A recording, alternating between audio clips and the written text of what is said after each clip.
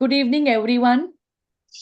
Welcome to the 27th series of ISPAE, Academics and Clinical Education Series.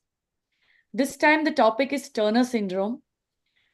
And will be, as usual, we have two case presentations and two experts talking on Turner Syndrome.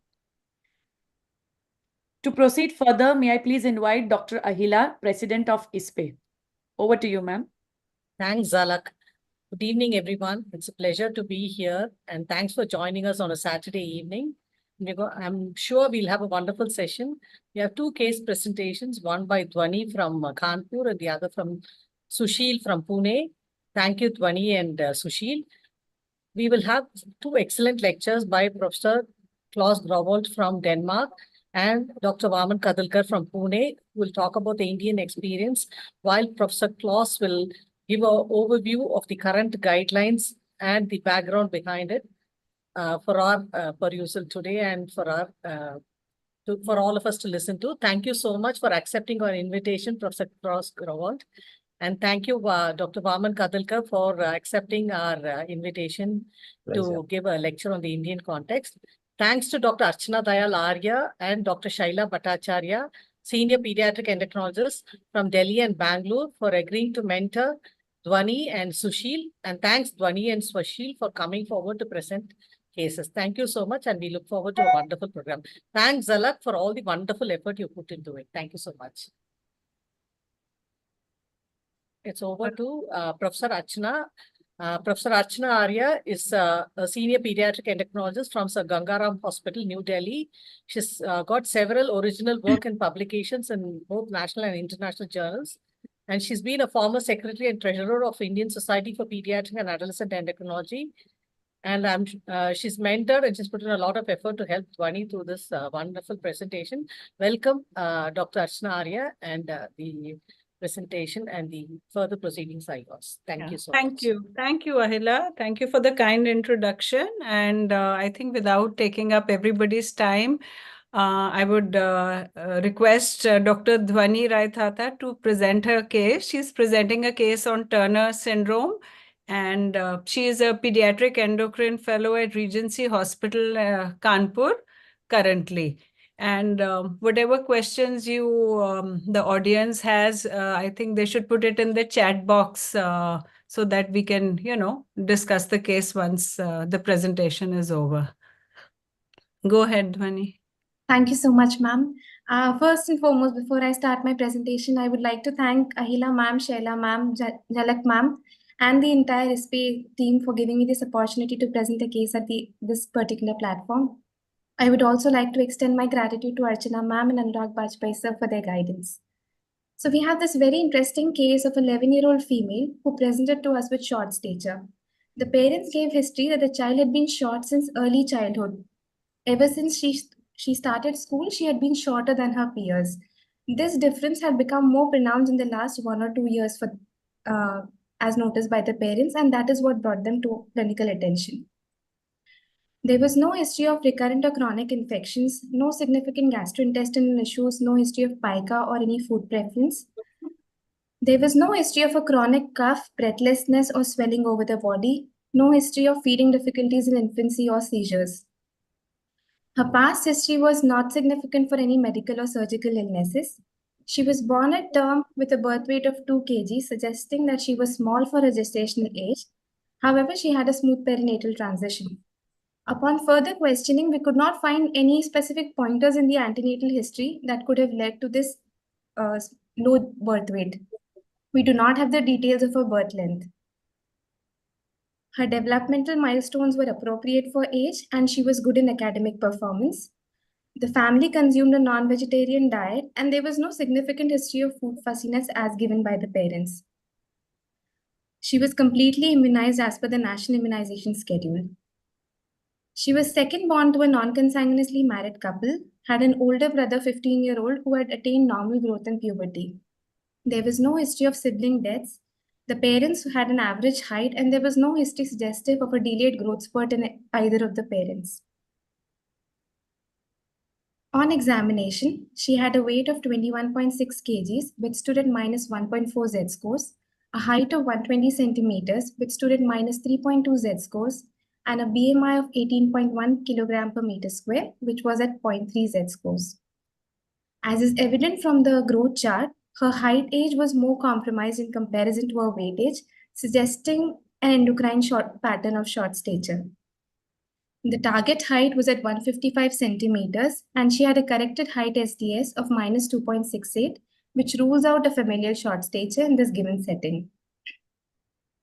Her vitals were stable. She had a pulse rate of 86 per minute with a regular rhythm, good volume pulses, with no radioradial or radiofemoral delay. Her blood pressure was 105 by 62 millimeters of mercury in the left arm in sitting position.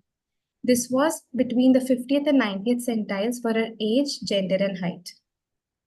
Sexual maturity rating showed a Tanner stage 1, which was prepubertal. Excuse me. On head-to-toe examination, she had triangular facies with a shield-shaped chest, widely spaced nipples, an increased carrying angle, and while she had no brachymetacarpia, bilateral brachymetatarsia was evident on examination. Systemic examination revealed no abnormalities.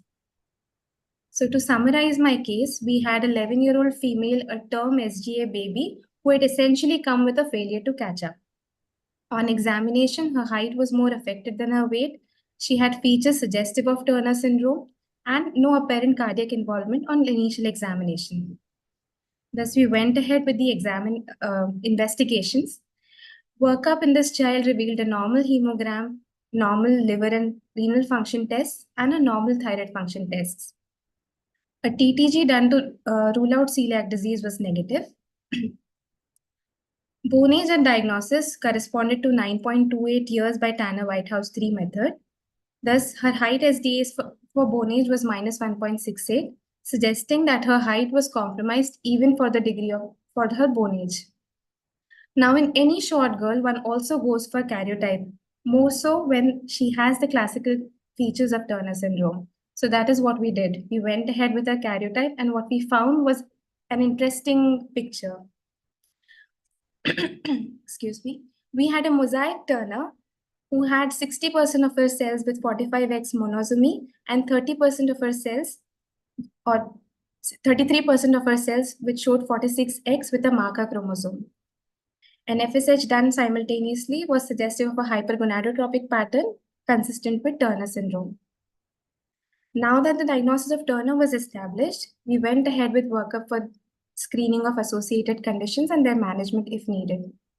Cardiac evaluation revealed a normal forelimb BP with no discrepancies in their values.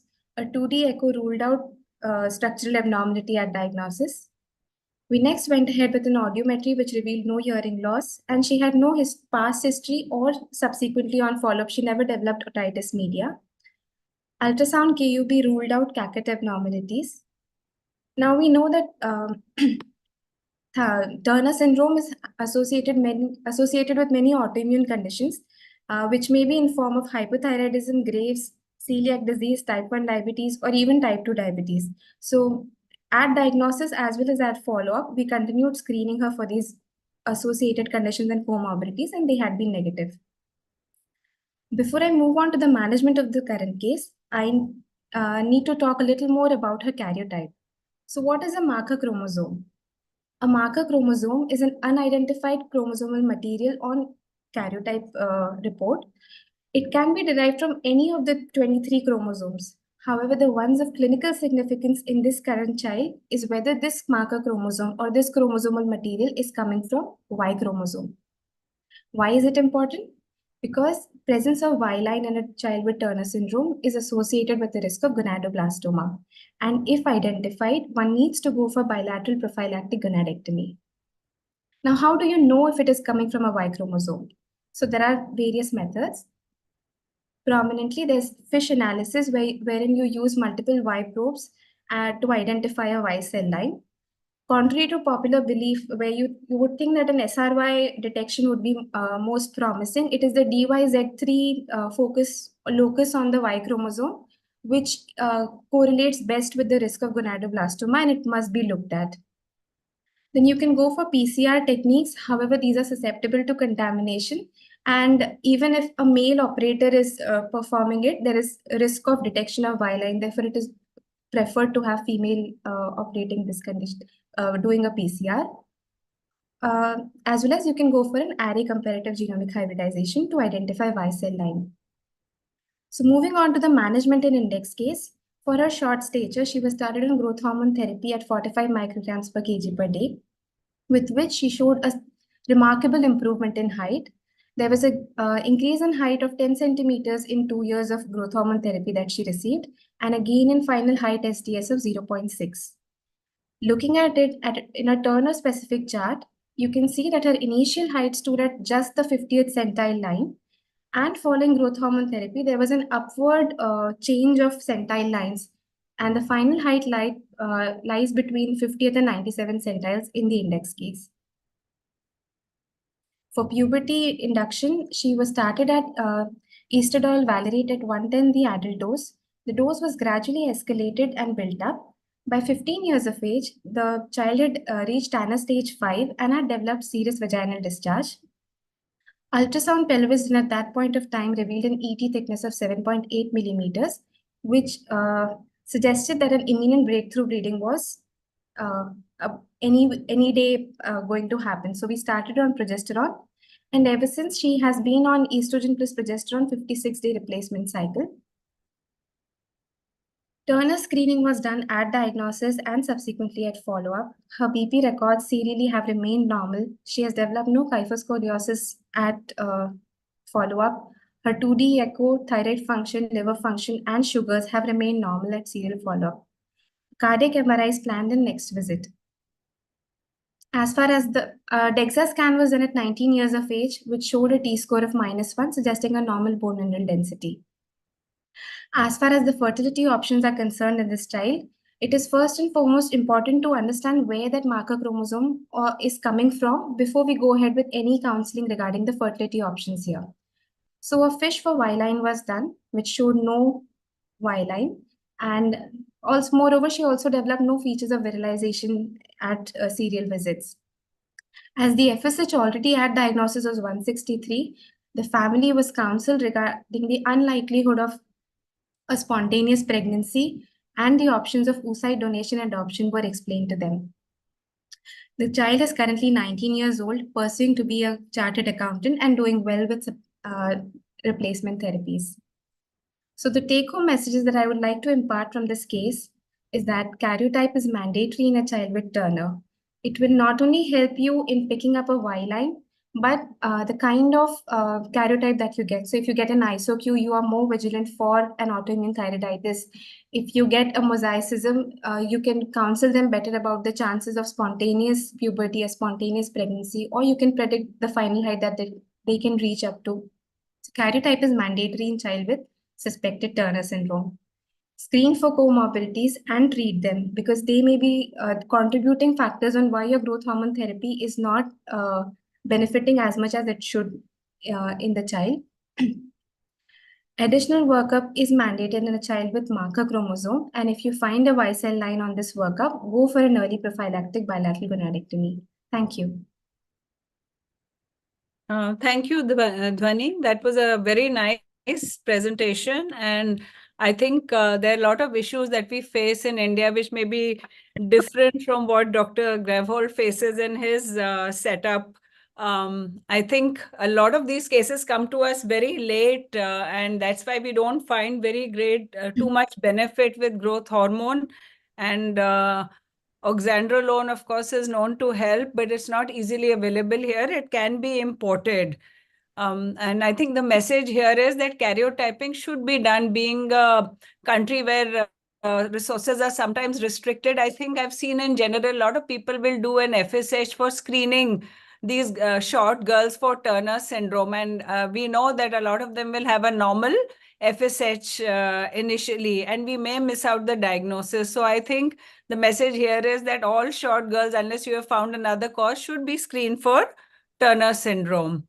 And we would welcome questions. And if I would request Dr. Grevhold if he would like to comment on the case or add, if you would like to add something here. Yes, I think it's a very common case in a way, because late diagnosis is really something that we see in all countries, and I think that the message concerning late diagnosis is important, because this child is, of course, diagnosed quite late, but we also diagnose patients during adulthood in Denmark, and I presume that you may also do that in India. And I'm going to talk in my talk a little bit on diagnosis, because I think it's a problem all over the world that we diagnose many cases too late, especially when they don't have these webbing of the neck, or fetal or newborn edema, and so on, and it can be difficult to find the diagnosis. And in your case here, with almost no internal Turner stigmata, it's also quite important that you are vigilant of a diagnosis of Turner syndrome. Thank you. Thank you, Professor Gravold. Do we have any questions from the audience, or any of the panelists? Would you like to discuss anything? I just have a question, Archana. Yeah. It's for Professor Gravold. Do you recommend neonatal screening for Turner syndrome? This is a very, very interesting question. We are in Denmark. We are about to start, hopefully within a year or so, to run a period where we screen all neonates when they have the heel prick test performed, and to see if we will find many more Turners doing that. But we haven't done it yet, but we are hopefully about to do this within the next year or so, to start for a trial period of about 5 years, and then we'll evaluate what comes out of this. So we don't have experience with it, but we are interested to see what impact that could have. So for now, I don't have experience, but I hope to have that in the future. Yes, I mean, if we do diagnose them early, then of course they'll benefit more from growth hormone therapy. Certainly. Thank you. Thank you. Professor, good evening. So how we are planning to do the neonatal screening? Is it by karyotyping? No, karyotyping is considered to be way too expensive if we were to do that on all kids. Since we're screening for cystic fibrosis, this has just started a couple of years ago, we already do isolate DNA from the heel prick. And then we will use some X chromosome and some Y chromosome markers, which will allow us easy, cheap, and fast to diagnose, or to at least give or get the suspicion that this could be a Turner syndrome female. Yes.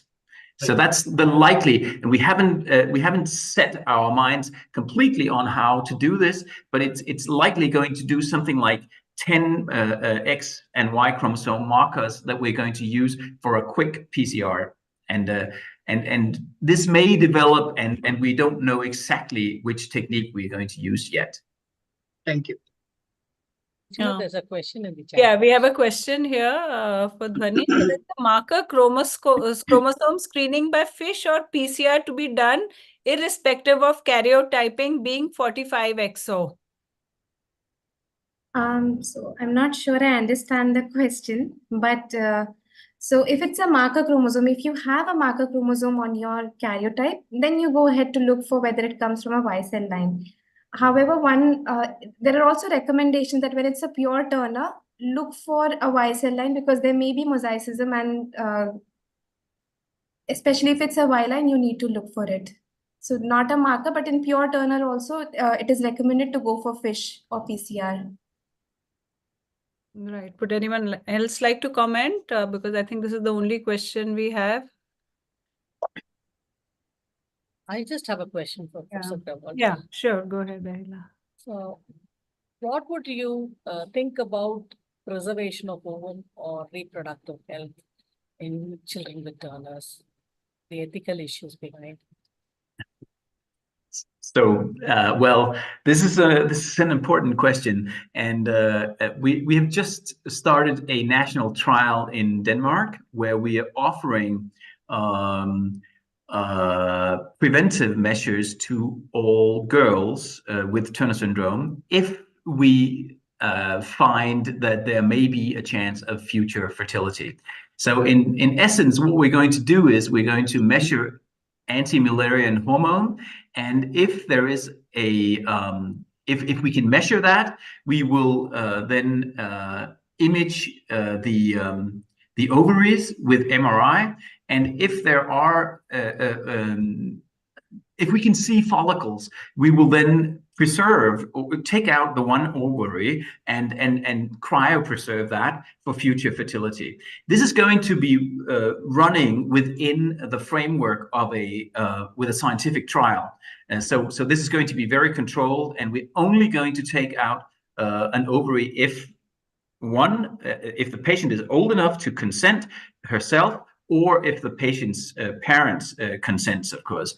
And we're going to do this very, very controlled, because there are a lot of issues around this. Are we giving out false hope to some of the patients? And are we perhaps doing something wrong? Is it unethical to do this, or how should we go about it? But so we have just started this scientific trial, and I can't tell you of any results yet because we don't have them yet. And this is going to take a long time. But on the other hand, we do see that that when Turner females grow up, really the majority of them would like to become fertile at some point. And that is, of course, as you all know, it's very difficult. And we do it in Denmark. Many of my patients go for egg donation, which is a possibility. But if we could preserve eggs in some cases, that may be preferable. Just as an extension to that, would it be imperative to do a pre-implantation diagnosis before the donor eggs? We are discussing this, and it's probably going to be on a case-by-case that we likely will offer a pre-implantation diagnosis. But how we're going to go about this, I don't know yet, because now we're offering this to girls, and then they have to grow up and become in a stable relationship before they would then want their ovaries back. So as you may know, we're already doing this to you probably also are doing this to girls with cancer, where we're offering this, and this works very fine, as you know. So we're likely going to do something similar.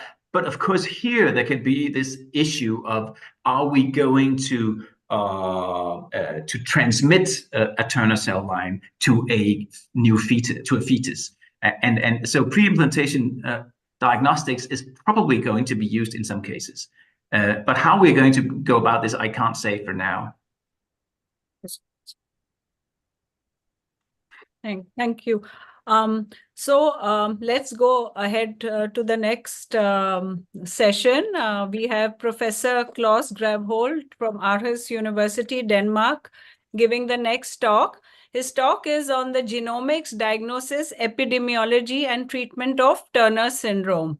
And I think everyone knows Professor Grabholt very well. He is the first author of the paper that the publication which all of you read on the clinical practice guidelines from 2016 from the Cincinnati International Turner Syndrome meeting. He's the first author on that paper. And I think all the audience here is probably following those guidelines as far as possible. So he has a huge CV, but to summarize, he trained in Aarhus University, Denmark. He did his postgraduate education over there in the same university. He did his endocrinology in 2004 and was the professor in the Department of Endocrinology from 2015. Currently, he is working as a professor in the Department of Endocrinology and Molecular Medicine in the same university at Aarhus, Denmark. He has held multiple national and international courses in endocrinology and has numerous national and international collaborations. He's tutored. He's been a mentor for 20 PhD students since 2003, and he still has 10 students whom he is mentoring. And you can see the list here. A lot of them are working on Turner syndrome, Klinefelter syndrome, and congenital adrenal hyperplasia. So I welcome Professor Klaus Grabholt to give his talk, and I'm sure we have a lot to learn from him today. Good evening, Professor. Thank you very much for this very kind invitation. And I am going to talk on Turner syndrome, genomics, diagnosis, epidemiology, and treatment. And first, I'd like to show you my disclosures, honorariums from Novo Nordisk and Merck. And yes, we performed or we did these clinical practice guidelines in 2016, but actually, and they came out in 2017, but actually we have just done this again because we met across a lot of different societies and international people from everywhere, or not everywhere, but from many countries joined us in Aarhus in 2023. And these new guidelines will come out shortly, we hope. So what is Turner syndrome? This is, of course, something you know very much, very deeply, but nevertheless, we defined this in the guidelines because we discussed what kind of karyotypes should be under the umbrella of Turner syndrome. And we just heard this interesting case with a marker chromosome, which is, of course, also part of what is Turner syndrome. And this is how a Danish Turner syndrome female could look like. And I've taken 5 different cases from my outpatient clinic, and they all granted permission to show these pictures. And here you can see a couple of girls or young women to the left. They're quite tall because they both received growth hormone treatment. And although they have 45X, they really do not have a lot of typical external stigmata that are usually related to Turner syndrome. The one in the middle, I'll return. I'll just tell you that she was diagnosed late, although she looks very typical for a Turner syndrome female. She was 23 years before she was diagnosed. And the one to the right is pregnant. As you can see, she doesn't have ovarian function by herself, but she received oocyte donation and later on developed a normal child. And you also know what the characteristics of Turner syndrome are, and there are a lot of different characteristics which can be present. And of course, they're not all present in the same individual, which is of course important to realize. And most typical features are of course short stature, hypogonadism, infertility, as in the previous case presented. Hypertension, hypothyroidism, middle ear infection, and hearing disability was not present in that case, but that is typically something we see among adults with Turner syndrome. So the case we just heard is actually quite typical, because when are Turner females diagnosed? Well, these are Danish data, which were we presented back in 2006, but we actually updated them in 2020. And what we can see is that although we think we may be good at diagnosing Turner syndrome, we really are not catching all. And many females in Denmark are only diagnosed, as you can see here, with a significant delay, and many are only diagnosed during adulthood. And when we look at the entire population in Denmark, we can see that the median age at diagnosis is actually 15 years. And if we compare with other sex chromosome abnormalities, we can see that that is actually typical for all sex chromosome abnormalities, that they are diagnosed quite late. And why is that so? Well, we saw the case just previously because there were not many stigmata, external stigmata, that is. But does it matter? Well, I think it matters, and I'll just walk you through this study from the UK Biobank, where they studied about 250,000 females. And among them, they actually diagnosed 30 females with 45X. None of them self-reported having Turner syndrome, but 55% of them did actually have a diagnosis of Turner syndrome in the hospital system files. But importantly, 45% did not have a known diagnosis of Turner syndrome.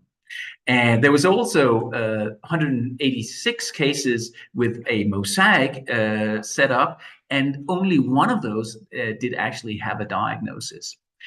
All the 45X females and some of the mosaics had phenotypic characteristics which are similar to what we know about Turner syndrome. So in other words, these undiagnosed cases actually presented with typical Turner syndrome stigmata.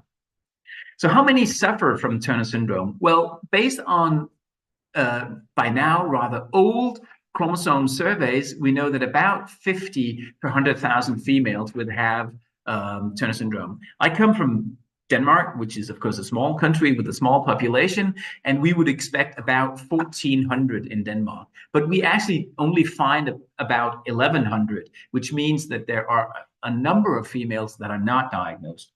In the EU, the European Union, we would expect about 115,000 with Turner syndrome.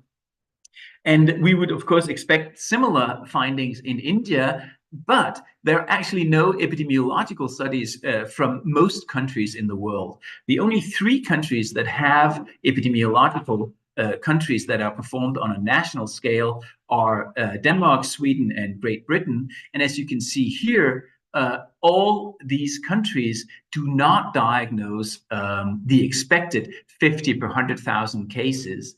So in other words, we think that there is a significant underdiagnosis or non-diagnosis in most countries.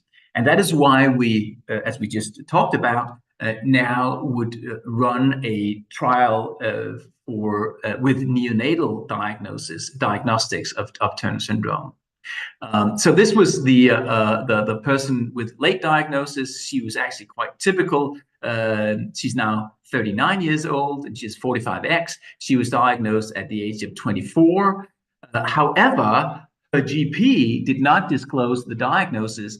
And when she was 29 years of age, she was riding the train, and then she was reading a women's magazine. And there she was reading about another female with Turner syndrome. And she thought, well, this sounds like me. So she went back to her GP and she said, do I have Turner syndrome? Can you check me for that? And he said to her, well, I actually did check you 5 years earlier, but I didn't tell you. And she got very upset, of course, and was later on referred to us, and we now follow her. She had menarche, even though she had 45X, but she had premature menopause at the age of 18. She's small, she's short for a Dane at least, and she received hormone replacement therapy at the age of 23. And she's married, has an education as a healthcare assistant, and later as a kindergarten teacher, which she works as right now. So I think we can say that the way we diagnose Turner syndrome is not optimal presently. Many are late diagnosed and some are never diagnosed. And we could discuss, as we just have, should we screen the entire population or a part of the population? Could surveillance by GPs and school nurses be improved? We have tried that for 20 years in Denmark, and this hasn't led to earlier diagnosis. So I don't think this is going to work, at least not in my country. So that's why we asked ourselves, should we use the heel prick test on newborns to diagnose Turner syndrome? And this is what we're going to hopefully start doing within the next year or so.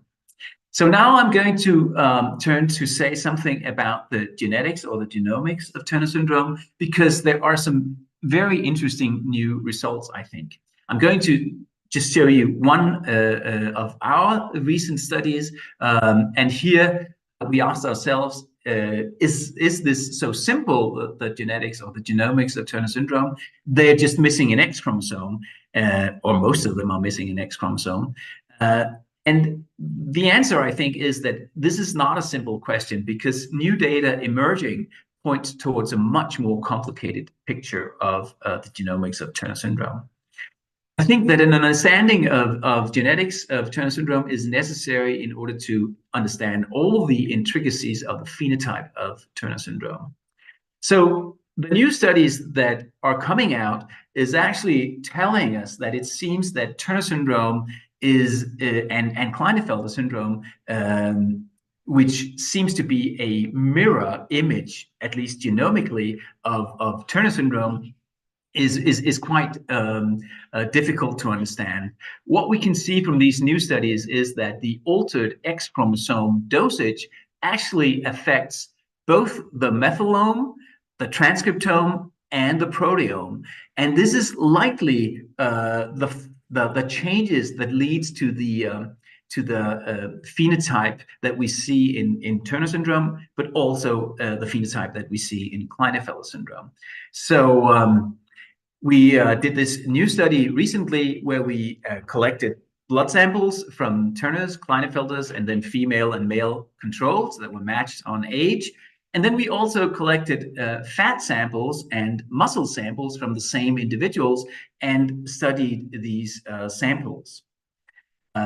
What we could see across these different, these three tissues was that quite systematically, the X chromosomal genes that are related to X chromosome inactivation, which is XIST, TSIX, and JPX, but also the so-called escape genes that are primarily present in the pseudo-autosomal region, but also at different places in the XP arm, were constantly and across all these tissues differentially expressed.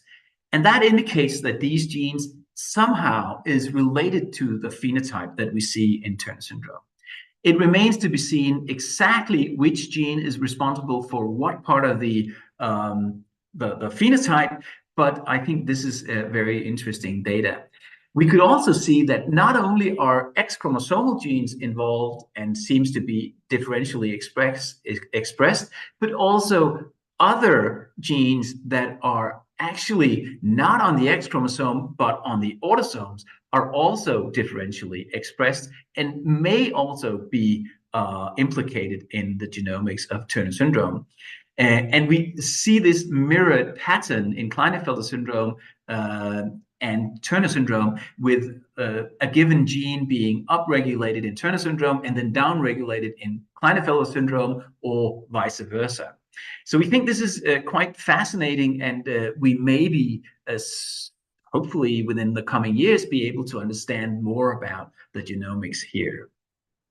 So the perspective is that we already know that there's, of course, an altered sex chromosome count, and we also know that this leads to changes in the transcriptome and the methylome, and also the circular RNA transcriptome is different. However, we still need to understand what these changes at different levels of either the DNA or the RNA or the protein level, how this relates to the phenotype that we see in Turner, and for that matter, in Klinefelter syndrome. So turning to look at something perhaps a little bit easier, I'll say something about hormone replacement therapy and morbidity and mortality in Turner syndrome. So you all know that mortality is quite increased in Turner syndrome when we compare with the background population. There are now studies from 3 countries, my own, Denmark, and Sweden, and the UK. And these data quite consistently tell us that the lifespan of a given Turner syndrome female will be reduced by 13 to 15 years, which is quite substantial, I would say. We also know that the reason for this increase in mortality is a wide range of different diseases. There are, of course, the congenital heart diseases, but also development of aortic dilatation and dissection, ischemic heart disease, cerebrovascular disease, but also a wide range of endocrine conditions, including type 2 diabetes and so on. But there are also respiratory disorders and so on. So really a wide range of different conditions, which perhaps are not easily explained under the umbrella of just lack of estrogen, or for that matter, growth hormones, which doesn't seem to be involved in the increased mortality. And we can see that whether we look at females with 45X or the ones with isochromosomes or the ones with other karyotypes, we can see that there is an increase in mortality. So much of what we do is really focused on trying to reduce this increased mortality. And for that, we focus on morbidity.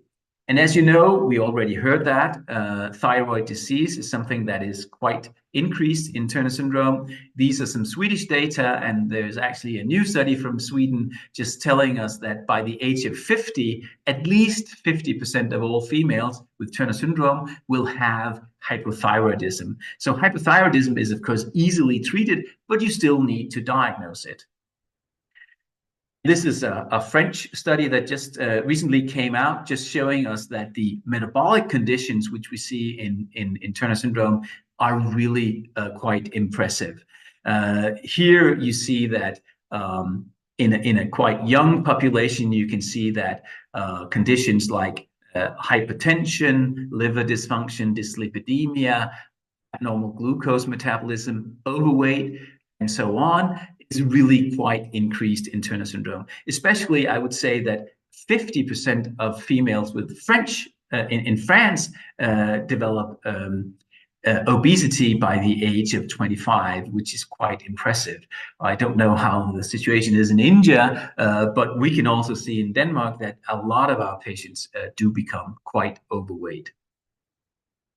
And we also heard this from the case report that bone is important. When I look at my old patients with Turner syndrome, most of them have osteoporosis. But when I look at the young females that we follow, none of them seem to have low bone mass. And this, I think, is because we are much more vigilant about giving an optimal HRT treatment. And if we do that, we can see in this study where we followed 54 Turner syndrome women for 5 years, we could see that we could actually improve bone density even in this middle-aged population if we got the women to adhere to a good HRT combined with a healthy lifestyle and so on.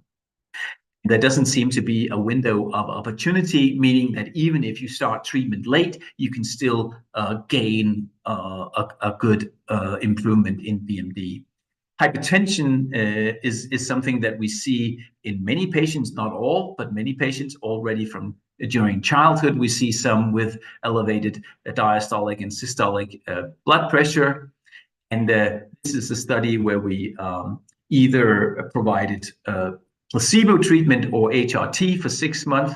And you can see here that across the board, when we did 24-hour blood pressure studies, we could see that during HRT, the blood pressure was remarkably lower. This is a smaller group of about 30 women, so not all the results, or not all of them, are significant, but it is quite clear that HRT reduces blood pressure. There are other studies from other countries showing similar findings.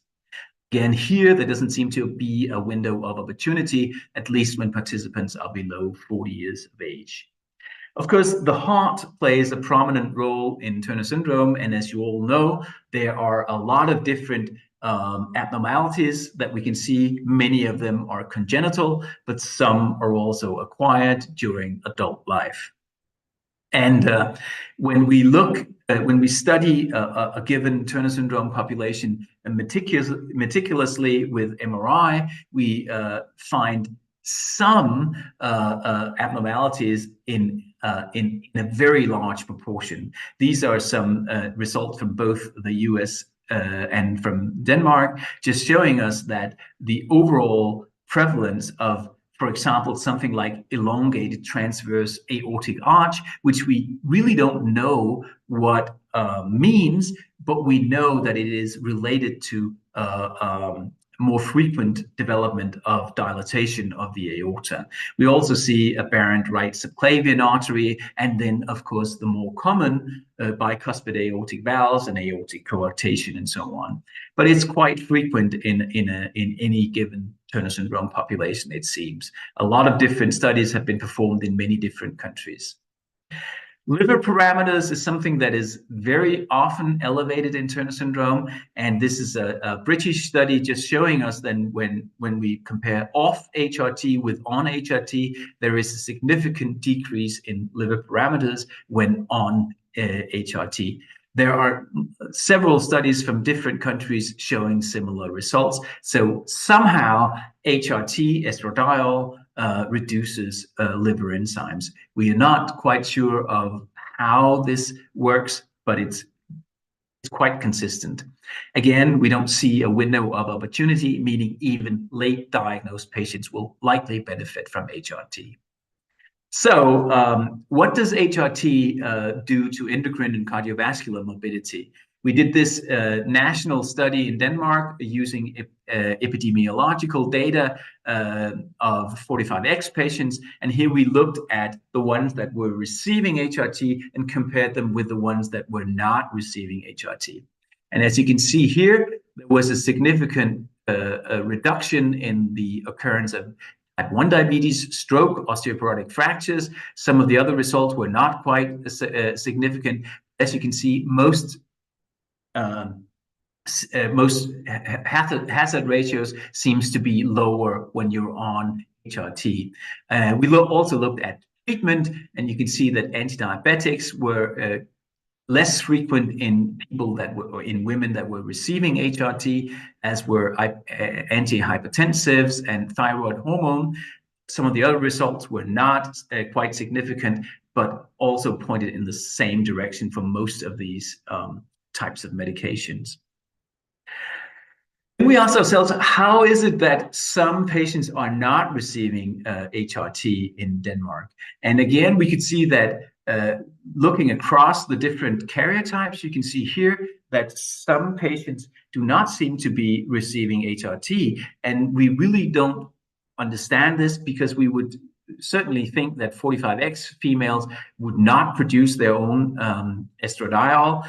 Some of the mosaics, of course, may still have ovarian function, but also the ones with isochromosome and other karyotypes are not likely to produce estradiol. So there seems to be some that we are not treating optimally, and we need to ask ourselves why this is happening. Again, what kind of HRT should we give to our patients?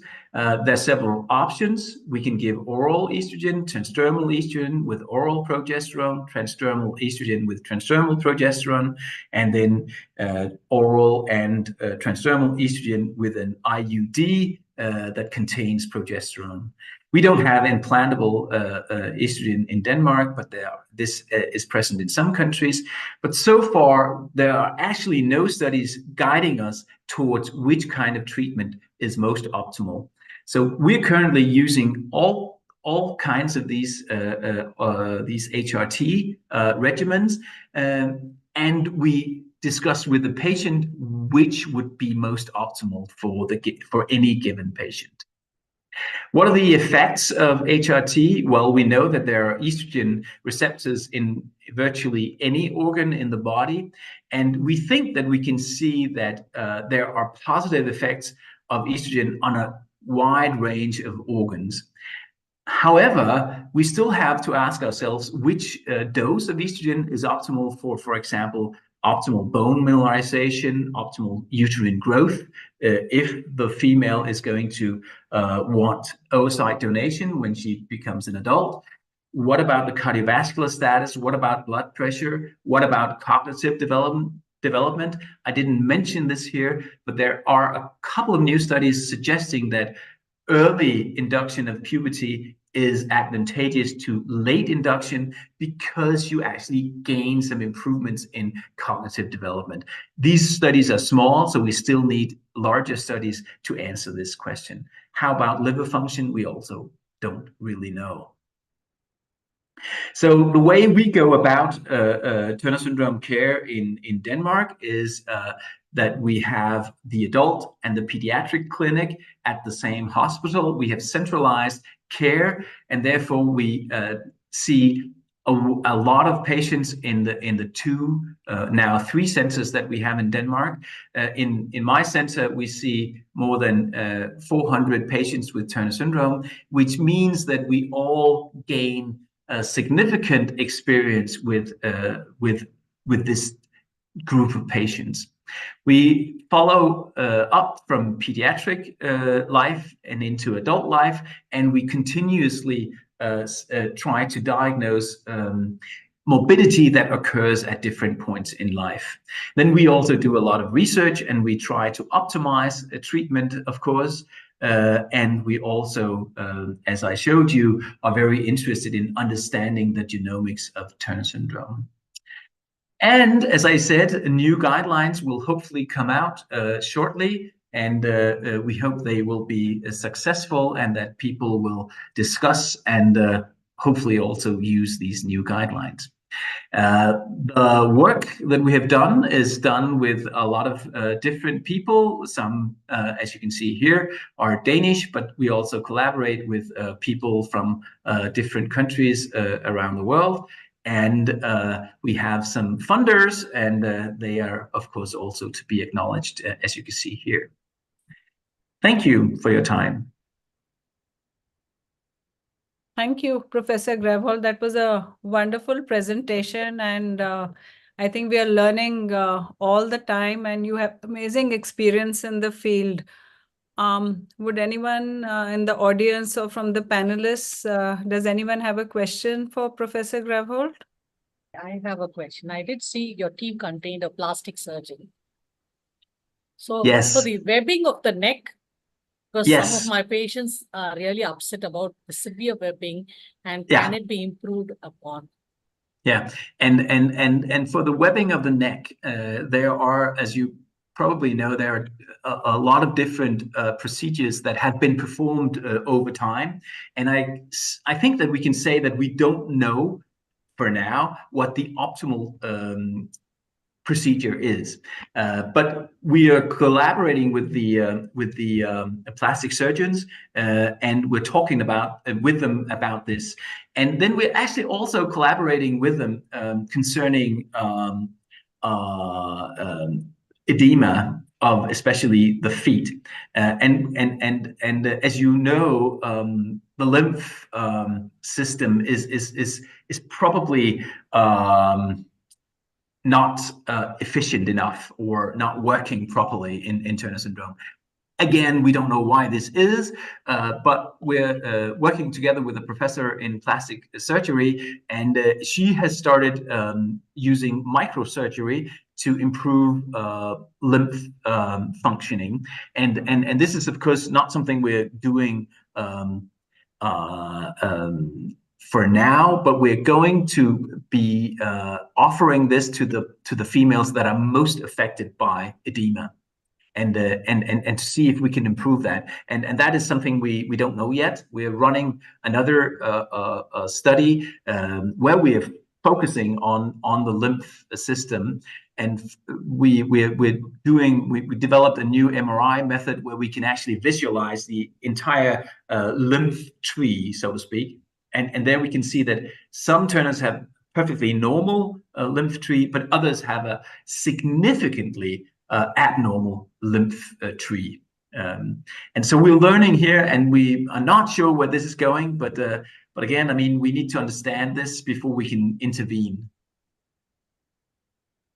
I've got too many questions. I'll allow the others, then I'll come back.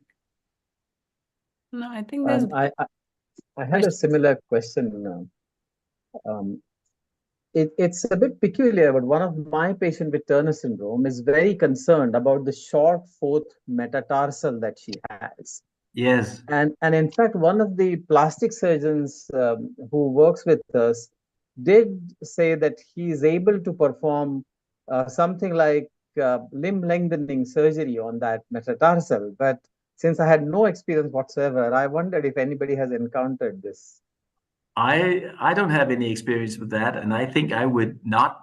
If I had a short fourth metacarpal bone, I would not go for that kind of surgery. I would be somewhat hesitant. Yes, Mike. I in fact advise the same, but in India, not everybody, especially people coming from rural part of India, don't wear shoes, and it's very obvious. It's very obvious, and therefore they're very concerned sometimes about it. Okay. And there's an I mean it's very Indian thing that women tend to wear silver jewelry in their toes, and it then Yes. becomes very prominent. So that's where the question came in actually. Oh, that's interesting. I mean, I have been to India and I have seen this phenomenon. But I've never had that question before. So that's quite interesting. Yes, thank you. Yeah, Thank you. I have a similar question again. The shape of the breasts in children with Turner syndrome who have a tubular breast, and they're really Yes. concerned about the shape and the areola and the region being quite huge. Yes, I think this thing about the tubular breasts is something that I don't know, but we see it very rarely among our patients, and I think it has to do with the. I mean, it was reported from the United States where they originally used ethinyl estradiol that it was much more prominent when you use ethinyl estradiol, and we have never used that in Denmark. We only use 17-beta estradiol, and we don't seem to see it. And it may also be related to the progress or the increase in estradiol during pubertal induction. But I really haven't seen any convincing data showing us that that is the case. But it certainly seems that it is related to use of ethinyl estradiol, which we believe should be avoided. However, whether it can be completely avoided, I don't know. But I can tell you that we don't see it. I can't remember when I saw this last, but I have seen it in Danish females as well. Even after graduating from ethinyl estradiol to estradiol, I haven't seen the type of estrogen cause a difference. It happens across all estrogens. We don't have transdermal estrogens. Okay. Any of the other estrogens seem to cause a tubular breast. So earlier I used to worry about being wrong with my choice of my estrogen, but now I see it across quite a few patients.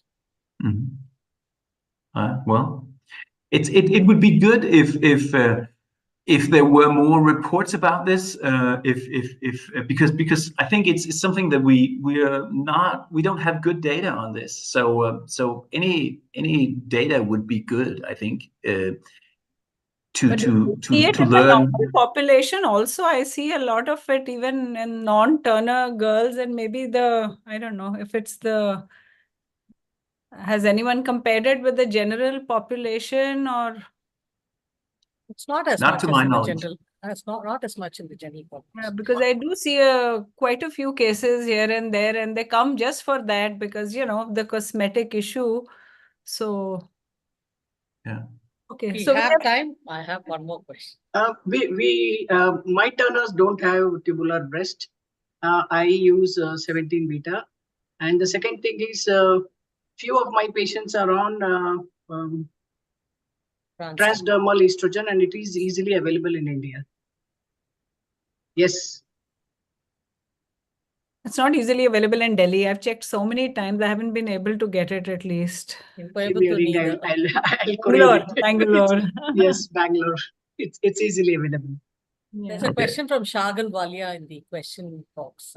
Yeah, there are two questions here. One is, any comment on sex steroid priming before doing growth hormone stimulation test in Turner syndrome? We don't usually do the test, it's not needed. So We don't do the test either. yeah, So right. We don't, I so don't this I don't is have any. right.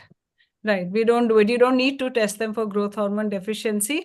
And the next No. question is, in a patient with Turner syndrome having spontaneous puberty, how should we decide the amount of HRT needed? As you mentioned, different doses of estrogen are needed for desired effects on different organs. Yeah. When we have females that have spontaneous ovarian function, we only start HRT when they stop having periods. So we would not add on estrogen as long as they have their own periods. But as the case that I presented to you was a case where she had a menarche at 11, and then she had premature ovarian failure at the age of 18. And she only received HRT at the age of 23. So there was actually this window of 5 years where we should have given her HRT, but we didn't, or the GP didn't give her. So we firmly believe that as long as they have their own periods, we would not add extra estradiol. There are two more questions in the chat box. There's one more which just came up. Is there AMH cutoff above which we say there are chances of spontaneous fertility? I mean, AMH is, from what we know now, is that AMH varies quite a lot in any given individual. So if you measure it over time, you may see fluctuations up and down, and therefore we can see that when they have a period, we can almost always measure AMH. But I have had cases where we couldn't measure AMH and they still had periods. And I just had a case that became pregnant with no measurable AMH. She became pregnant.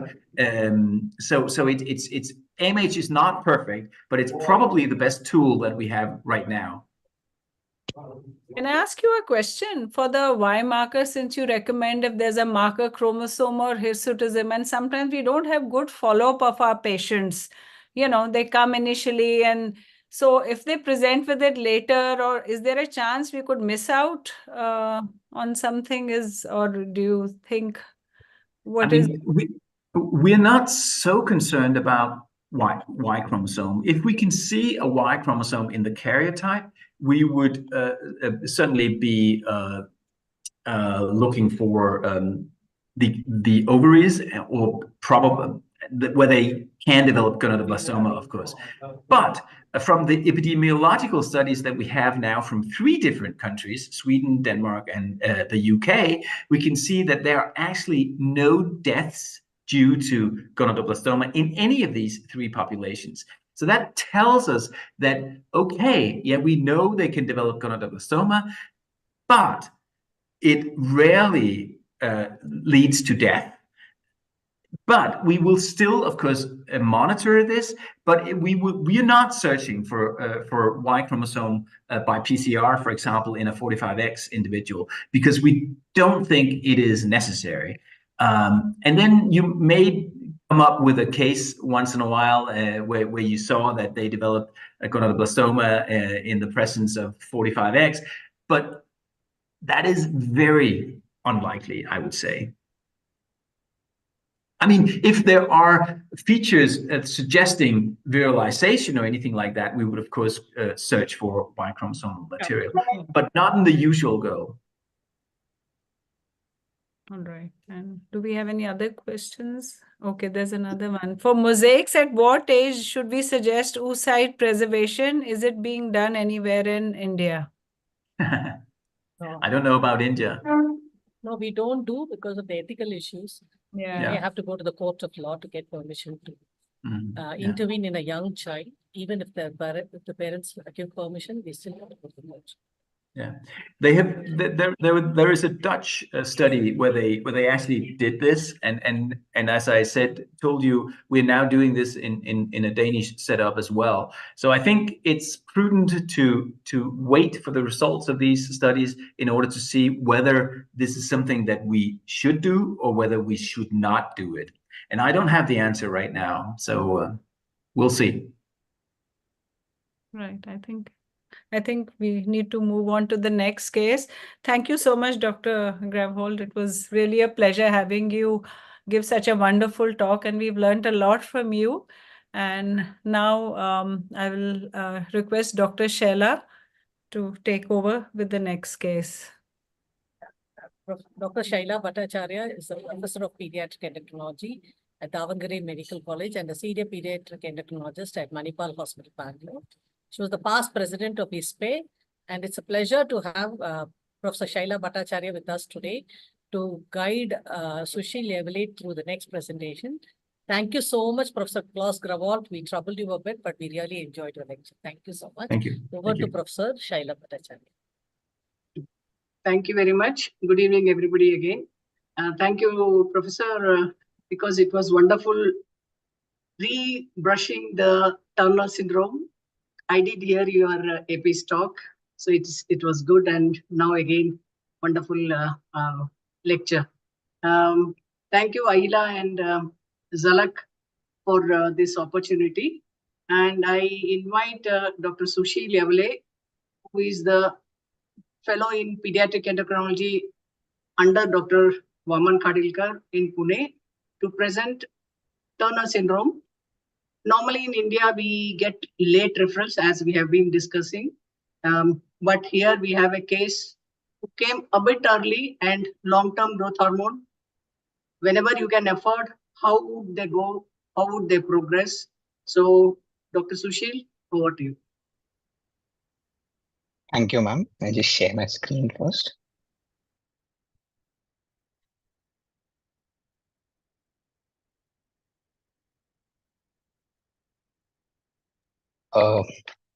Yes, I'll begin with my case. Very good evening to all the esteemed faculty here today, and a big thank you to Dr. Shaila Bhattacharya, ma'am, and to Dr. Vaman Khadilkar, sir, for their guidance on this particular case. So without further ado, I'll begin with my case.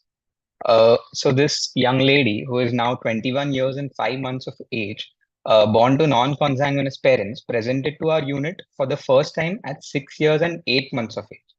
And the primary complaint by which she was brought was for short stature, which was noticed by the parents since she was 5 years and 6 months of age, so about a year prior to the age of presentation. This girl did not have any history of any suggestive of hypopituitarism, such as breech delivery, neonatal hypoglycemia, prolonged neonatal jaundice. She did not have apparent edema of hands and feet in the neonatal period. She did not have any history that was suggestive of hypothyroidism. There was no headache, vomiting, visual disturbances, or any craniospinal irradiation suggestive of any intracranial tumors or an acquired cause of MPHD. There was no history of short stature or delayed puberty in the family. There was no history suggestive of celiac disease. There was no history of any chronic drug intake in this child. And there was no history suggestive of chronic systemic illness. Last to rule out, there was no history which was suggestive of psychosocial short stature in this child. This child was born at term via spontaneous vaginal delivery, and she was small for gestational age with a birth weight of 2.4 kgs. There was no significant family history, and the child was developmentally normal with scholastic performance comparable to her peers. So let's go ahead with the anthropometry. At presentation, that is at 6 years and 8 months of age, she had a height of 104 centimeters with a weight of 15.5 kg.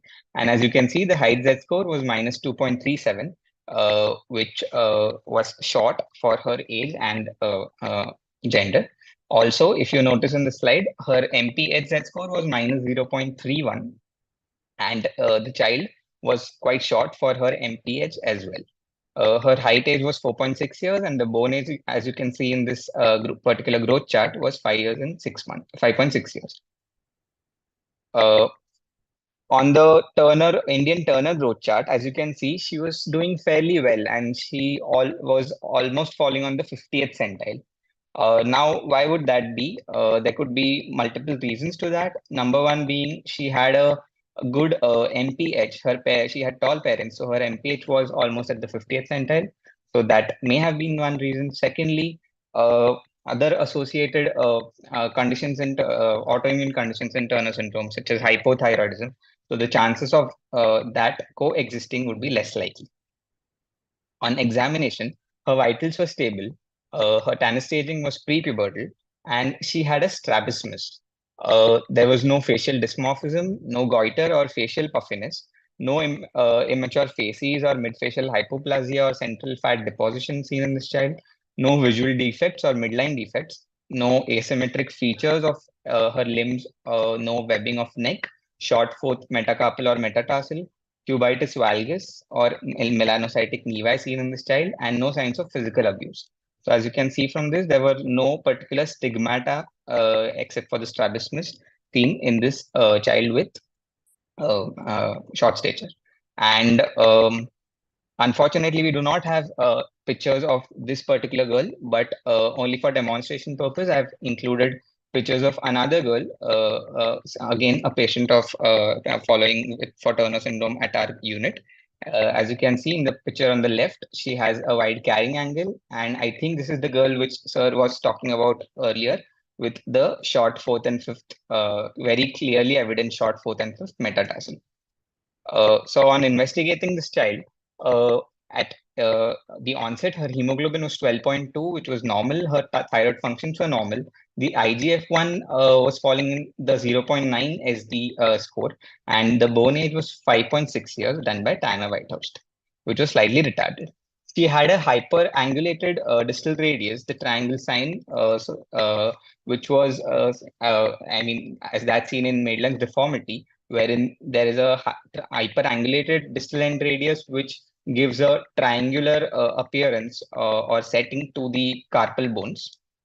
And the ultrasound of the pelvis showed absent ovaries with a very tiny uterus measuring 1.7 by 2.8 centimeters, and the kidneys and the genitourinary tract were normal. The karyotype done in this child showed monosomy of the X chromosome with a 45X. The diagnosis of Turner syndrome was made in this child. She was started on recombinant human growth hormone for growth promotion, which was initially started at a dose of 45 micrograms per kg per day, and was titrated as per her clinical response and auxology, as well as her IGF-1 levels, which were monitored and were kept within +2 ST. At 13 years of age, she was also started on estrogen with estradiol valrate for pubertal induction, which was started at a low dose of 0.5 milligrams per day initially and was increased to 2 milligrams per day over a period of 2 years. Medroxyprogesterone was acetate was added to her estrogen and was after 2 years of estrogen replacement and was started at a dose of 10 milligrams. So this child went on to receive growth hormone for almost 7.5 years, and she gained an additional height of 44 centimeters during that period. As you can see in this chart, now her height Z-score at final attained adult height was minus 1.18, which was within the normal range for the population. And as you can see on the Turner chart, she has actually done quite well for a girl with Turner syndrome. So coming to certain growth predictions used. So the 3 steps, as Professor Michael Ranke has mentioned in his paper for doing performing growth predictions are: number 1 being calculating the predicted height velocity in the first year on GH. There are multiple variables which go into the predictions, which I have mentioned in this slide. The second step being calculating the index of responsiveness. Now, what exactly is this index of responsiveness or the studentized residual? So it is a Z-score of the response to GH in the first year. So meaning that if it is in positive, that is a positive Z-score, suggests that the actual height velocity attained in the first year was better than that was which was predicted by the equation. And if it's negative, then it's the other way around. The third step being calculating the delta height, that is the remaining height potential after the first year of GH treatment till into the adulthood. And the near adult height calculated in this child as per the prediction equation was 153.6 centimeters. And the adult height achieved by this individual was 151, which was very close. And mind you, these equations were based on Caucasian data, and this girl actually did very well as per the as per her treatment. And back in the day, there was an online model available by the name iGrow, on which this chart was there, in which the blue lines which you can see represent the IIP growth chart data for normal Indian children. The orange lines are for Turner charts by German Turner charts by Ranke, and since Indian Turner charts were not available back in the day, they have been depicted here. And the green line depicts the dose of GH received by this child throughout her treatment course. Now, on screening and follow-up, she is being screened for her thyroid functions, lipid profile, and HbA1c every yearly.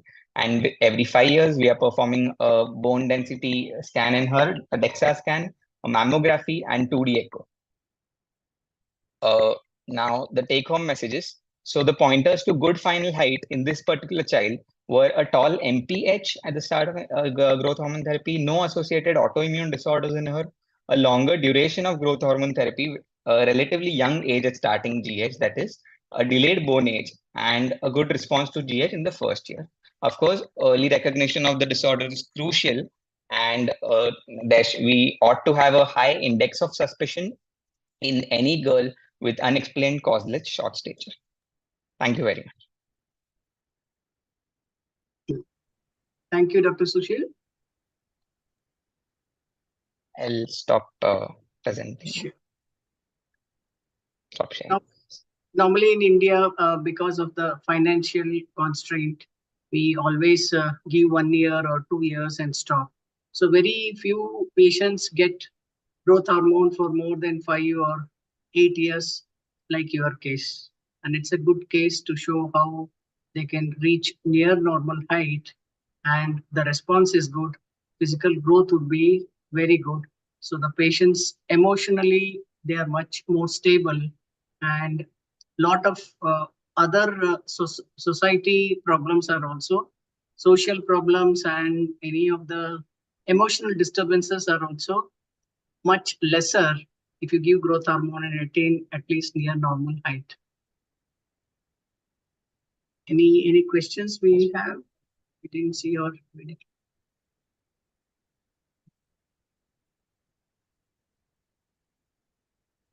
Yeah, anybody wants to have any comment here? Panelists, please. I just feel that not having the iGrow model at the moment is a bit of a setback, because we were using it a fair bit, not only in Turner but in other conditions as well. In fact, they had made a good effort of uploading Indian charts onto it, and we were getting more realistic values based on that. But for whatever reason, Pfizer has pulled out. So we have started now using these equations using some Excel templates. We are still working on it because it does require a whole lot of background data to be entered. And then that data has to be pulled in to do the calculations. But as we showed some of it in the advanced P-Rendo workshop, I think hopefully we will get there within a year or so without the iGrow as well.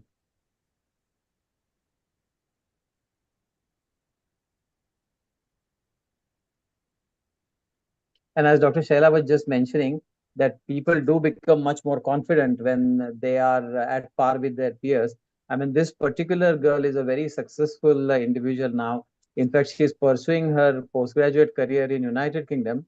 And I think she's studying law, if I remember right, or either business management school, or she is studying law. So it has made a huge difference to her confidence as an individual.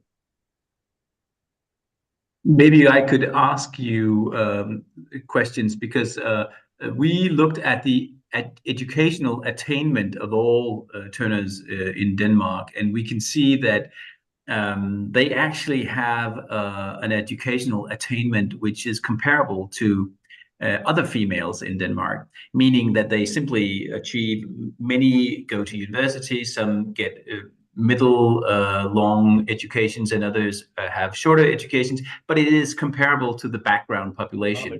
And I wonder if that is the case in India. Do you have any thoughts on that? We haven't done a systematic analysis of our patients as yet, but what I have observed in my practice is they do have significant difficulty in mathematics and geometry. And the current Indian syllabus, as far as the school education is concerned, is very competitive. And many of them do actually fail in mathematics and in geometry. But other than that, I think in other areas, some of them are in fact gifted when it comes to art and languages. That's just an observation. It's anecdotal. We haven't yet published any data. Well, there is, of course, this notion that Turners, or that all Turners should be poor at math and geometry and so on. But I actually have a couple of patients that have majored in math at university. So it's not universal. And yes, you should probably tell your patients that, well, there are some that are actually quite good at math. So, yeah. One who's doing medicine, actually. And I was... you know, and one is doing a PhD, one is a teacher. So some of them are doing really well, actually. Yeah, absolutely. I agree with Dr. Professor Klaus, because one of my Turners, she's now 25 and she's a data analyst and is working in a multinational company. She's doing very well. Many many are actually medical students. They are doing very well. So I think early recognition is happening nowadays because of awareness, and a lot of them are getting early treatment. Either it is growth hormone or HRT. So I think the trend is changing. The only problem in India is we are not able to put our data together and publish anywhere. Vaman does. No, we all should collaborate and do it. That's the only way to go ahead. Sushil, there is one question if you want to take up. Ravindranath has asked recommended age to start HRT in girls with Turner syndrome diagnosed at early age of less than 5 years.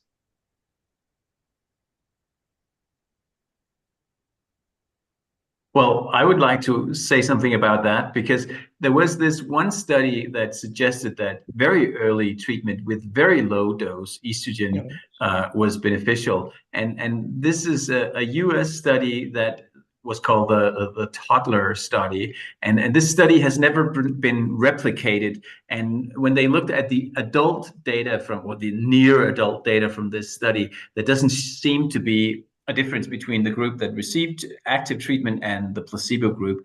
And so we're still, I think, looking for new studies that explores this area. And for now, it's probably premature to advise early treatment before you start pubertal induction around the age of 11 or 12 or something like that. So, but it's an interesting question, because they have lower estrogen levels, and for that matter, testosterone levels. And this is something that hasn't really been looked into. Testosterone is reduced by about 50% when you compare with the normal females. And we are quite interested in knowing whether it would be of any use to use a very low dose female supplementation of testosterone or another androgen.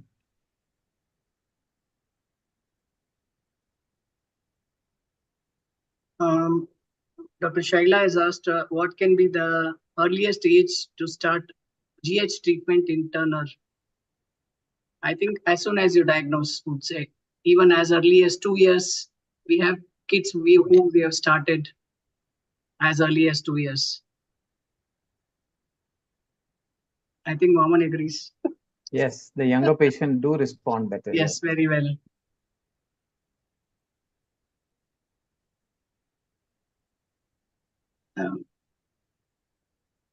Dr. Aila, if no more questions, can we move on to the...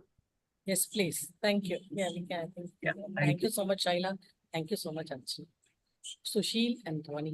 Thank you so much. Yes. Sushil, thank you. Well presented. Thank- Zalak, Thank you, could ma'am. you, sorry, Mahima, could you put the Dr. Waman's Yes. slide, please?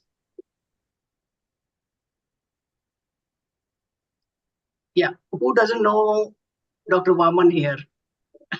So Dr. Waman is my good friend, and he's senior pediatric and adolescent endocrinologist at Jahangir Hospital, Pune.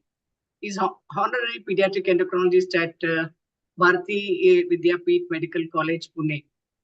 He is the brain behind our Indian Academic of Pediatrics, or the IAP growth charts, and many charts which we are currently using for the Indian anthropometric norms.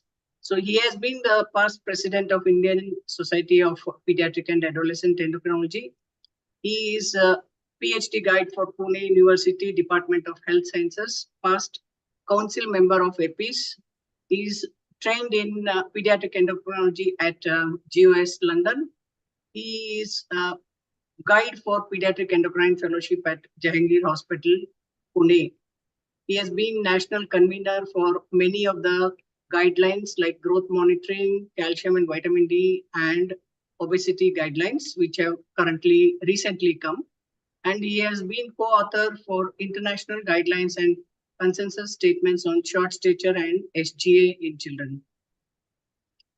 He was editor-in-chief for IAP textbook of pediatric endocrinology. He has written many book chapters in more than 30 books in pediatric endocrinology.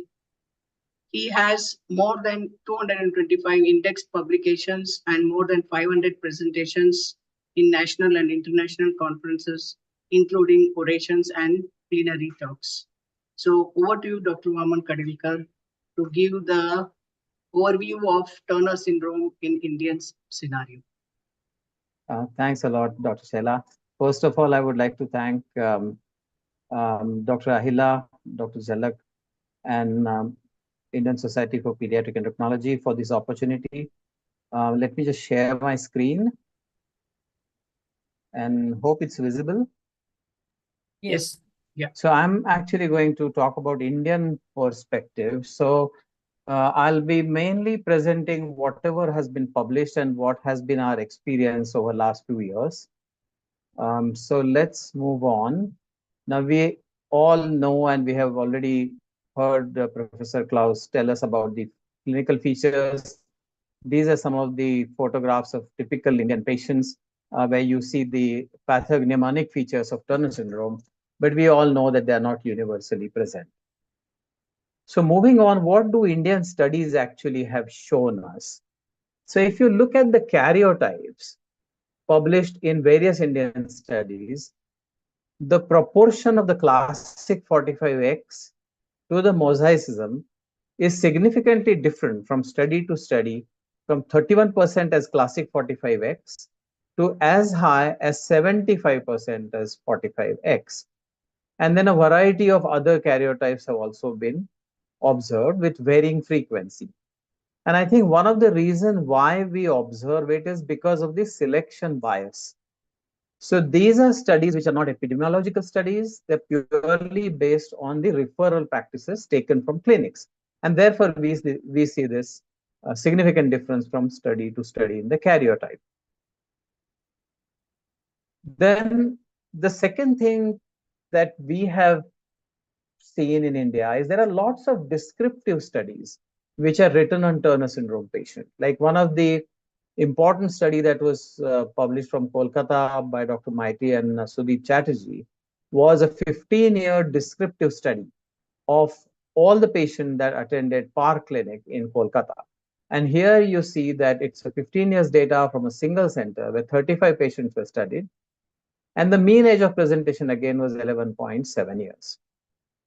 The delayed puberty and short stature was the commonest presentation. In their study, 40% had the classic 45X and others were mosaics. Spontaneous menarche was observed in 25% patients, which is quite high. Puberty was induced at the age of 14 years. And in their study, only 4 patients could afford long-term GH therapy beyond 4 years. And a vast number of Turner syndrome patients in India, they concluded, were undiagnosed and often lost to follow-up, and they could not be treated according to the Western standards, primarily because of financial constraint. And in the table that I have presented here in the white color is the associations that they found in their 35 patients with Turner syndrome.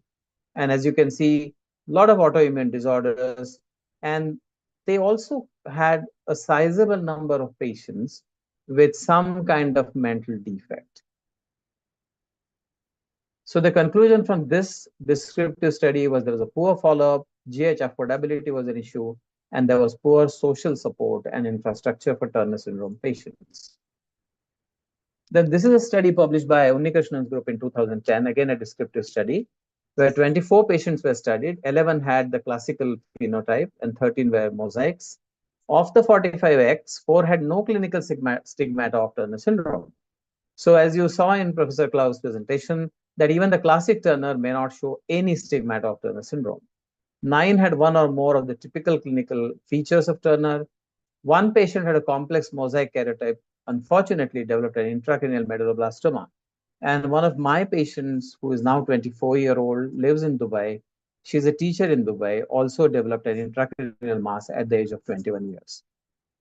1 patient in each group had coarctation of the aorta, 5 patients with 45X and 3 with mosaic had primary hypothyroidism. And the median thyroid stimulating hormone levels they found were significantly higher if there was 45X karyotype as compared to the mosaics. Now, we then went on to develop Indian Turner syndrome growth charts in 2020, and I'm going to present that paper in a few slides that will follow. So the method that we used here was an observational retrospective study where we collected growth data on girls from year 2000 to 2019, and we had 113 genetically proven growth hormone treatment naive Turner girls from 5 centers in Western India.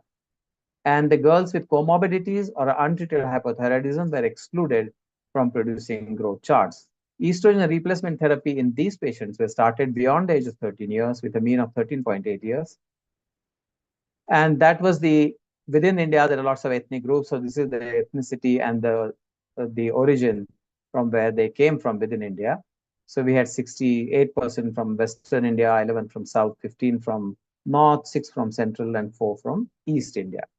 And mid-parental height records were available on 88 girls, and height velocity was also computed. We had a total of 348 observations for height, weight, and BMI in these girls. 2 girls entered puberty, and 1 menstruated spontaneously. Puberty was induced using hormone replacement therapy in 39 girls at a median age of 13.8 years. And these are the tables. On the left side, you have Turner girls' mean height, weight, and BMI based on the Indian Academy of Pediatrics growth chart presented as numbers and Z-scores from 1 year till 18 years. And on the right side, you have percentiles for Turner syndrome height from 3rd to 97th. The same thing as you have already seen in Dr. Sushil's presentation and Jhalak's, the other presentation, is that we have combined the Western Indian Turner chart with the IAP growth charts. So what you see here in the brown color are the IAP growth charts for Indian girls. And in the blue color, you have the Turner height centiles. And the point of note always with Turner girls is that there is complete lack of pubertal growth spurt. So they're short from the beginning, but post-puberty, they become much shorter as compared to normal girls. That is nicely seen even in Indian girls. When compared with the international data, you see that on the right-hand side, I have put up 4 growth charts, the medians of Turner height charts. One is Professor Ranke's, then there's Isojima from Japan, there's Louis Lowe from Hong Kong, and the red is the current study. And here you can see that not much difference in the beginning, but as they go through puberty, the final adult height is significantly short as compared to Caucasian children, but comparable to Asian children studied by Professor Louis Low and Isujima in Japan. The adult height is shown here on the left-hand side. And as you can see, in Professor Ranke's initial study, the adult height of Turner was 146.8. In Karlberg's study, it was 146.9. Whereas in the Indian data, it was 140.1. So on an average, the adult height was about 6 to 7 centimeters shorter as compared to most Caucasian studies, but again was comparable to the Japanese and the Chinese from Hong Kong. Now here we have shown the height velocity of Indian girls, the median height velocity. The orange line or the red line here is the Indian girls' height velocity chart. And the most striking thing that you note is they are low throughout childhood, but particularly they have absolutely no pubertal growth spurt. So this is where they significantly lose out on their adult height potential. So from this study, we concluded that Indian girls were shorter than the Caucasian Turner girls, but compared to other Asian girls with Turner syndrome, adult height was about 6 centimeters shorter than Ranke's original paper. Growth velocity was lower, and in puberty, no growth spurt was observed. Indian Turner girls were lighter than other international data at all ages. Obesity was not seen as a problem. It is thus important to have local norms for Turner girls to study their progress during therapy and also to diagnose a disorder like hypothyroidism developing in them. Then what has been the Turner syndrome growth hormone experience in India? As you heard our experts say that most patients receive a very short-term growth hormone therapy. And the first paper that I could find was again written by us in 2005 on the short-term use of growth hormone in Turner girls. And in this study, we had studied recombinant human growth hormone on Turner girls, and it improved the height velocity from minus 2.4 to plus 1.7 for 2 years. And in terms of actual values, growth velocity improved from a median of 3.8 pre-treatment velocity to 6.8 centimeters in that study. And bone age advancement was just by a year, suggesting selective growth promoting effect without advancing the bone age in Turner girls. Then recently, Dr. Danda and Kocher have published their short-term data on Indian children. And in Kocher's study, there were 20 girls who were karyotype proven, and the dose used was 40 to 50 microgram per kilo per day.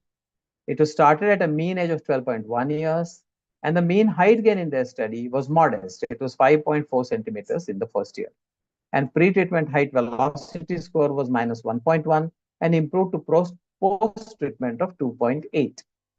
In Danda et al. Study, 16 cases of Turner syndrome at a mean age of 12.7 years were given 2 years of therapy, and they quoted that from a pre-treatment SDS of minus 0.6, it improved to plus 3.7 at the end of 2 years. And the height gain standard deviation was plus 1 nearly. Now, there are very few studies on long-term growth hormone use in Turner, and we have recently published this study in Indian Journal of Pediatrics, Indian Journal of Endocrinology and Metabolism. And here we had two objectives: was to assess the improvement in height and adult height achieved with long-term GH therapy in Indian girls, to assess the relationship between achieved and predicted adult height based on the index of responsiveness during first year of treatment, and mean GH dose using Michael Ranke's prediction models. So in this particular study, our inclusion criteria were karyotype proven Turner girls, euthyroid status, and they were studied until they attained adult height. Growth hormone therapy duration varied from 2.7 to 7.6 years, and the data collected were birth weight, height, weight, MPH, chronological age, bone age at pubertal onset, and Tanner staging. So we did a retrospective case analysis of 12 girls who had reached adult height with Turner syndrome with a GH dose of 40 to 50 microgram per kilo per day. And pubertal injection was done between 12 to 15 years of age using either ethinyl estradiol at an earlier stage and then estradiol valerate when it became available. Now, we used two calculations. One was to calculate the index of responsiveness in the first year, and as you heard from Sushil, that it is observed minus predicted height velocity upon SDA of the predicted height during first year of treatment. Now, this was calculated using the iGrow software as it was available at the time.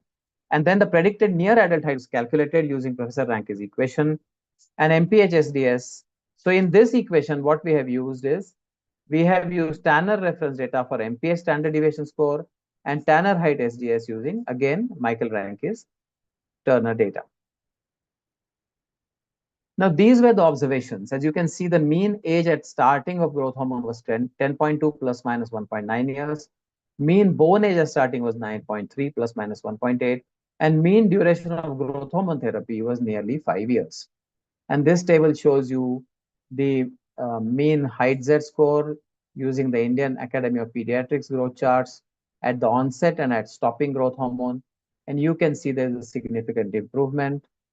Also, using Indian Turner data has become available. Age at the Z score at the onset of GH was plus 0.8 and improved to plus 2 on Indian Turner growth charts. And same other computed values for weight, BMI using IAP charts as well as Indian Turner charts. And you can see that in parameters of growth, there is a significant improvement, whereas the BMI and weight Z score largely have remained the same. Now, the table underneath here, description of anthropometric parameters of 12 girls who received growth hormone for a long duration at the onset and at the end of growth hormone therapy. And I would like you to focus on the bottom line where I have circled height at the onset of GH treatment. The mean height was 120, and at stopping GH, the mean height was 146.7 centimeters, which is actually 6 centimeters higher than the Indian adult Turner height. Now, here you can see the height velocity for all 12 Turner patients. And in the bottom table, you can see the predicted height and what actually happened. So here you can see in the last two columns, the predicted adult height from patient 1 to patient 12 was higher than what they actually achieved. But let me remind you that these height predictions were based again on the Caucasian equation and Caucasian data. So here you can see that the mean height velocity was 6.9 plus minus 2.1 centimeter per year. The cumulative height velocity over several years was 5.4 plus minus 0.2 centimeter per year. The mean height gain was 29.3 centimeters. That's nearly a foot. Predicted adult height was 151.7 centimeters, but the achieved adult height was 149 plus 4 plus minus 4.7 centimeters. So it's pretty close to what was actually predicted from Ranke's equation. And I believe that the slight difference that we see is perhaps related to the Caucasian constants which are used in the equation. Now, this graph shows you how the height Z score improved over a period of time. And here the orange bars, the blue bars at the starting of GH, the orange bars are on stopping growth hormone therapy, and the red bars are the adult height Z scores. So this is the final adult height achieved. This is at stopping growth hormone therapy, and this is at the beginning of growth hormone therapy. And there is a significant improvement in all three parameters. Now, here we have shown how the girls were at the onset of growth hormone therapy on the Indian Turner and the IIP combined charts. And as you can see at the end of the therapy, the orange dots and the red dots, again, the final height.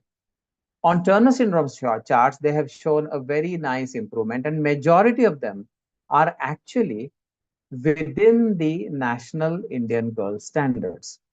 So here, as you see, except for 4 patients, all patients received an adult height within the reference range for healthy Indian girls based on the IIP 2015 growth curves. Those 4 patients who were shorter received growth hormone pretty late. There were no major adverse effects. Headache was seen in 1 patient. where treatment had to be discontinued and restarted at half dose, and the dose was gradually scaled up. And there was a strong positive correlation between achieved and predicted adult height using Michael-Rankin's equations. So on this paper, our conclusions were that Rankin's adult height prediction equation hold good in Indian girls as well with Turner syndrome. In resource-limited countries using the growth hormone dose in the lower range, 40 to 50 microgram per kilo per day, with a mean duration of about 5 years, majority of the girls can achieve a height within normal Indian population's reference ranges. And using a prediction model such as iGrow, dose individualization can be computed, thus optimizing growth hormone dose, which may turn out to be cheaper rather than using a fixed dose over a period of time. This is particularly relevant since our patients struggle to give growth hormone due to financial constraints. Now, the last bit that I'm going to present is a poster which has been accepted in our 2024 ICCBH conference. It's not yet, the conference hasn't yet occurred, but we will be presenting this. So I'm just showing the abstract here, that we have studied the effect of growth hormone therapy on bone mineral density in children and young adults with Turner syndrome. And the objective of our study here is to study growth, body composition, and bone density outcomes in girls with Turner syndrome stratified by therapeutic intervention, growth hormone, and estrogen. And the method used is a cross-sectional observational study, karyotype proven Turner girls, aged 4 to 25 years. Those with uncontrolled hypothyroidism, untreated chronic disease are excluded. Their anthropometry, SMR, body composition, and DEXA parameters are studied. And here we have 70 girls with Turner syndrome. 33 have received growth hormone, 37 haven't received. Mean age is 13.8 plus minus 5.1 years. 24 have attained menarche prior to DEXA assessment. 38 were on estrogen replacement therapy. 13 were hypothyroid but were well controlled on medication. None girls had fractures. Mean height, weight, BMI, Z scores were minus 2.7, minus 1.4, and minus 0.1. Mean age at GH initiation was 9.5 plus minus 2 years. At estrogen initiation was 13.5. And those girls who had attained menarche induced was 15.1 years. The mean serum FSH is 66.1 plus minus 56. And those who received growth hormone were significantly taller than the GH naive ones. Adult height, their height Z scores were minus 2 versus minus 3.4. So those who received growth hormone had a much higher height Z score. Height and SMR adjusted lean body mass and Z scores were significantly higher among girls who received growth hormone therapy and estrogen. So height and SMR adjusted total body less head, aerial bone mineral density Z scores were minus 2.3 versus minus 3.1. Lumbar spine aerial BMD Z scores were minus 1.4 and minus 2.6. And they were significantly higher, as you can see, among those who have received growth hormone. So growth hormone has a positive impact on bone mineral density. Following the age and height adjustment, and then FSH concentration showed significant negative correlation for the lumbar aerial bone mineral density and total body less head aerial bone mineral density. Duration of growth hormone therapy correlated positively with height adjusted bone mineral density with an R of 0.4 and with the duration of estrogen therapy. Then height, lean body mass Z score, and FSH concentration were predictors of total body less head aerial bone mineral density Z scores. So here we concluded that height, lean body mass, and bone mineral density were significantly benefited by growth hormone therapy. Apart from lean body mass, lumbar spine aerial BMD was better predicted by duration of estrogen therapy, and total body less head aerial BMD was by height and FSH concentration. Now, this is just a graph of one more of my patients with Turner syndrome who received growth hormone for 8 years and has reached the final height very close to her MPH. So to summarize what I said so far and to end my talk, genotype observed in Indian studies is variable, perhaps because of selection bias. rather than epidemiological studies. Lack of Turner syndrome registry is a big problem, and I think we need to work on it. Indian Society of Pediatric Endocrinology can take lead on that. Late recognition and late referral are an issue. World over, that's a problem. Affording growth hormone and lack of social support are major issues in India. Short-term studies have shown first-year height velocity response between 5.4 to 6.8 centimeters. Very few long-term studies are available.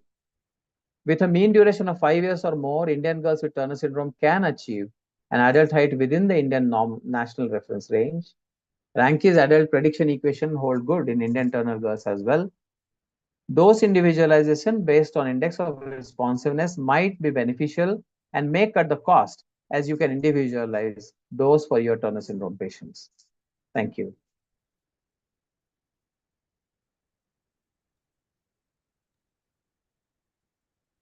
Thank you very much, Dr. Varman. Beautifully summarized what's happening in India with our Turner girls.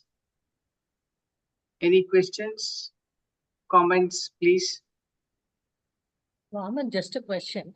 So for the growth hormone treated Turner syndrome children, the bone mineral density, once you control for FSH, was it still significant? Yes, yes, it remains significant. Although, yes, I think it's a very good question because FSH by itself, when it is high, can cause actually osteoporosis.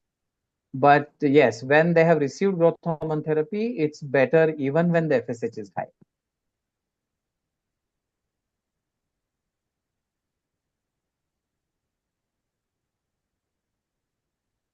There are a few questions in the chat box, Shaila. Yeah. Why does the Turner growth chart not show any pubertal growth spurt when the girls enrolled in this study had been started on pubertal induction at 13.8 years? Right. The growth charts which were prepared were based on girls who had puberty induced at 13 years. But the pubertal growth spurt does not occur just by giving estrogen alone. I think you have to add growth hormone. And these were all growth hormone naive girls.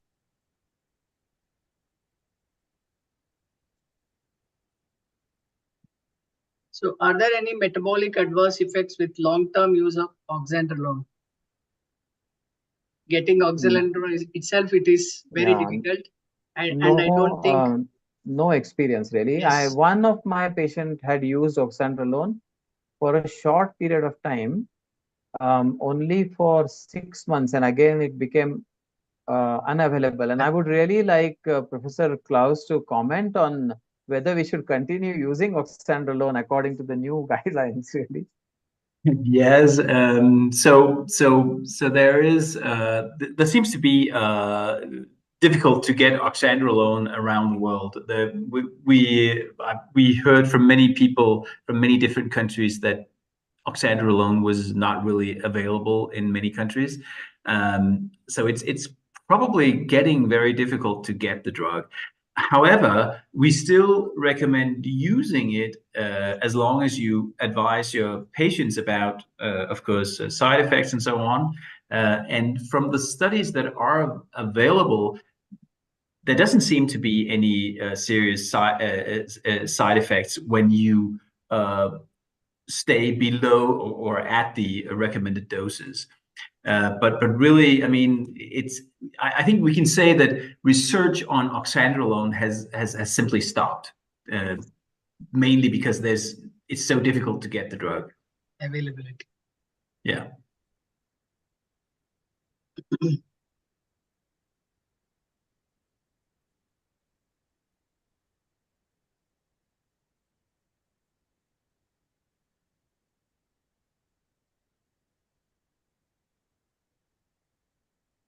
Any other comments? Well, I just had a question for Professor Klaus, really. I mean, I know that the number of Asian patients with a rare disease like Turner syndrome that you must be seeing in your practice must be less. But in countries such as, say, United States or United Kingdom, where there's a sizable population of Asian patients, Yes.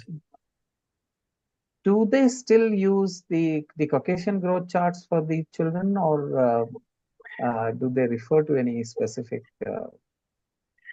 ethnic specific? I simply don't know, to be honest, because as you say, we of course will see once in a while an Indian or a Chinese in Denmark, but that's very rare because we have a very small population of Indians and Chinese or Southeast Asian. But that is true that the population is much larger in the UK or in the US. And I simply don't know whether they use different growth charts. Yes. Okay. Thanks. Actually, Vaman, for some of the patients who are working in our multinational companies, the parents of Spain or US and all. So when they come with short stature, I have been using Spanish growth charts. So okay. Yes, that's nice actually. Yeah. So then they are also happy. I am also happy that I can plot it and we can tell the results how they are. Yes, true.